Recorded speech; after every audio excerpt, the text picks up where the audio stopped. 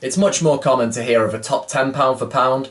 That's usually the classic number. I'm just going to go with the top 5 though, as there tends to be more debate and confusion when they're talking about the bottom 5 of the top 10, whereas the top 5, that's where the real meat of the argument is. That's where the better debates are. That's what most people want to know, of course, who's top 3 and who's number 1. For me, pound for pound, it's a combination of longevity, quality of opponents, and the quality of your performances against those opponents, or dominance. So with that being said, at number 5, I would have Mikey Garcia, who has recently won the IBF light welterweight title, or super lightweight, going up to his 4th weight division and winning a title. That is a classic pound for pound trait. It's very good that he's done that. Before that, he beat Adrian Broner in another decent performance. The slight drawback here is he does very much look like a guy who is now out of his best weight division. He looked better at lightweight. He was lighter on his feet. His body type doesn't really seem to suit super lightweight or light welter. He seems like more of a sitting duck. Of course, there's no Terrence Crawford there. Had he been silly enough to fight him, you would have thought it would have been a bit of an ugly deconstruction had he fought someone like Crawford. He fought one of the weaker guys and got a title there, which is great, but you feel he should go back down to lightweight. Maybe fight Lomachenko there in a super fight if Bob Arum can get out of the way of that one.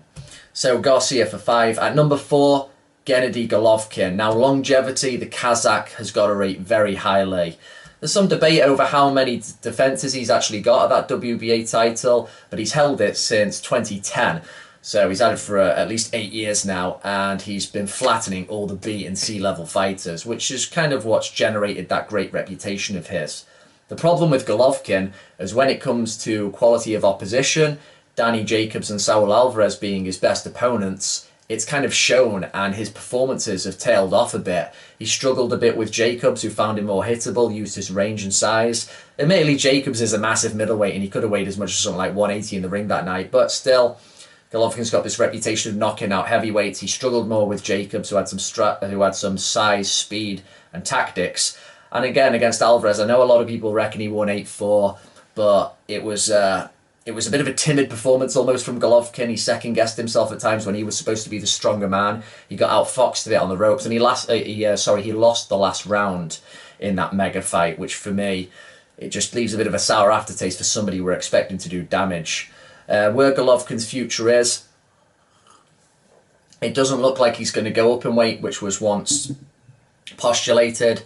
It looks like he's going to stay at 160. He's going to continue to fatten his resume there. There's possibly going to be a rematch with Canelo down the line if they can straighten that all out.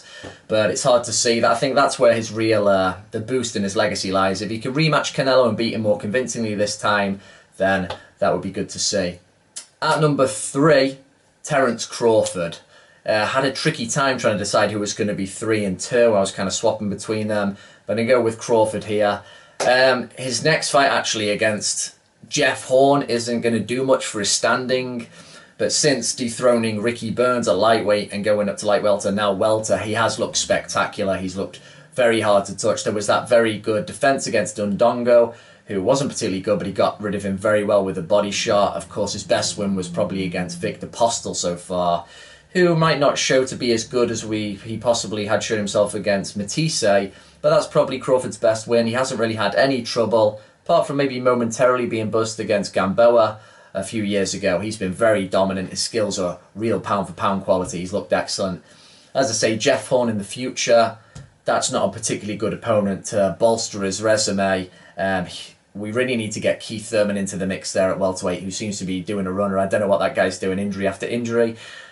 Thurman against Crawford would be perfect. I'm not sure if that's going to happen though. At number 2, the man from Thailand, a lot of people won't consider because they don't follow the smaller weights. Srisaket Sor Rungvisai, the man who knocked Chocolatito out, demolished his standing as the pound-for-pound number 1. Beat him in the first fight, demolished him in the second fight, and then the real reason why I pick Rungvisai as number 2 here, quality of opposition. In his fight after the Chocolatito rematch, he faces Juan Francisco Estrada, the Mexican, who stylistically was a perfect foil for someone like Rungvisai. Defensively very good, economical, fantastic counterpuncher. That's just the right kind of style to walk somebody a little bit crude like Rungvisai on and outpoint them. But no, Rungvisai showed what I saw against Chocolatito. He has some craft to him. and he won most of the rounds and out-generaled Estrada at times, showing his real quality. And just to fight that kind of quality in a row, Chocolatito, and then Estrada is fantastic. And it's looking like he's going to want the rematch with Estrada. We might get Superfly 3 on September 8th. And if he manages to beat Estrada more convincingly in a rematch, you know, his standing is not going anywhere and could possibly rise. But at number 1, I think everybody knows that he's flavour of the month. Some people are getting sick at how hyped he's being, but I don't think you can dispute this fact. Pound for pound number 1, Vasyl Lomachenko. He's now beaten Gary Russell Jr., Nicholas Walters, and now Jorge Linares, all 3 excellent fighters, and he's pretty much dominated them all. He had a little blip there against Linares, against a guy who's quite a bit bigger. You could maybe see that Lomachenko isn't that ideally suited to lightweight, but he was still dominant. Not only that, he knocked him out. He knocked out the bigger guy and continues to look spectacular. 3 titles now, 3 different weights in just 12 fights. It's a hell of an achievement. As I say, quality of opponents very good. Quality of performances has barely tailed off. Some people were saying, oh, you know, it happens when you get a guy who looks almost invincible, when you see him get dropped or struggle a bit.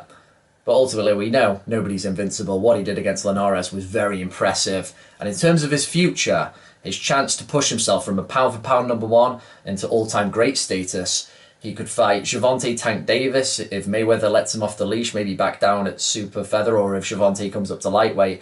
And then, of course, the fight against Mikey Garcia, who has said he would like to come down to lightweight to fight Lomachenko. But it all depends on timing, Bob Arum, mainly Bob Arum.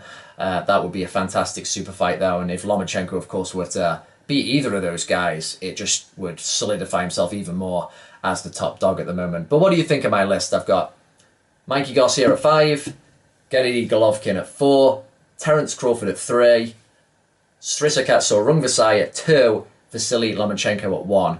Do you disagree with those? What do you think? What's your list?